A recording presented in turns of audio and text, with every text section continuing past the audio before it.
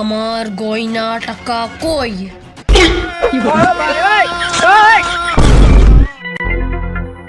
ব্যাপার হচ্ছে কি, দোকানে আবার ধার পড়েছে হালকাতার দিনেও।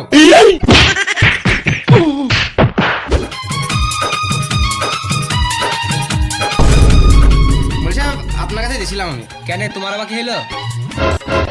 আমার দুঃখের কথা আপনাকে কি বলবো বলেন, আমার দোকানে এমনি দিনে ধার পড়ে হালকাতার দিনেও ধার পড়ছে জানেন। কি আর করবো বলেন, আপনাকে কিছু একটা উপায় বের করতে হবে। মিলাদ টিলাদ মাদুলি ফাদুলি পানি পড়ার যা ইচ্ছা আপনাকে আমাকে উদ্ধার করতে হবে। ঠিক আছে, আমি মাগরিবে নামাজ পড়ে গেছি। ঠিক আছে, তাহলে মাগরিবের নামাজ পড়ে যাবেন মৌলভী সাহেব। হ্যাঁ হ্যাঁ হ্যাঁ। আরে সাবি চাচা।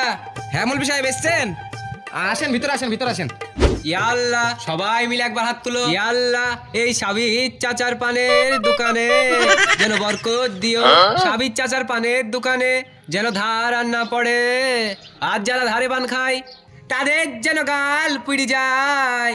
আজ যারা সিগারেট ধারে খায় তাদের যেন পুরোপুরি ঠোঁট কালো হয়ে যায়। আজ যারা ধারে বিড়ি খায় তাদের যেন বিড়ি ধারে গিয়ে মুখ পিড়ি যায়। সাবির চাচা, মিলাদ তো বলা হয়ে গেল, টাকাটা? পয়সা পয়সা এখন মৌলভী সাহেব দিতে পারবো না।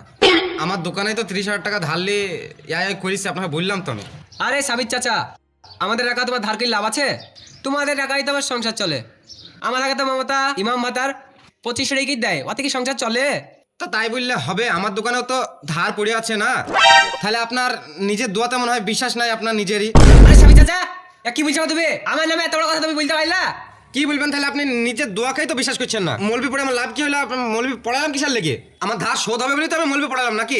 তোমার এই খাতাতে যতজনের নাম লেখা আছে বলো। আর যে যা খায় ওই মসজিদে ফেলো, যে পান খায় তার পান ফেলো, যে বিড়ি খায় তার বিড়ি ফেলো, যে সিগারেট খায় তার সিগারেট ফেলো, আর যে গুটকা খায় তার টাকা ফেলো। তো কলিজার টুকরা বন্ধুরা, পার্ট 2টা কেমন লাগলো অবশ্যই জানাবেন। আর পার্ট 3 খুব শীঘ্রই আসছে। এবং হাসিকান্না এক্সপ্রেস টিমের পক্ষ থেকে আপনাদেরকে অন্তর থেকে অনেক অনেক ধন্যবাদ ধারখোর পার্ট 1-এ 1.2 মিলিয়ন ভিউ দেওয়ার জন্য। ভালো থাকবেন, সুস্থ থাকবেন, দেখা হচ্ছে পার্ট 3-তে।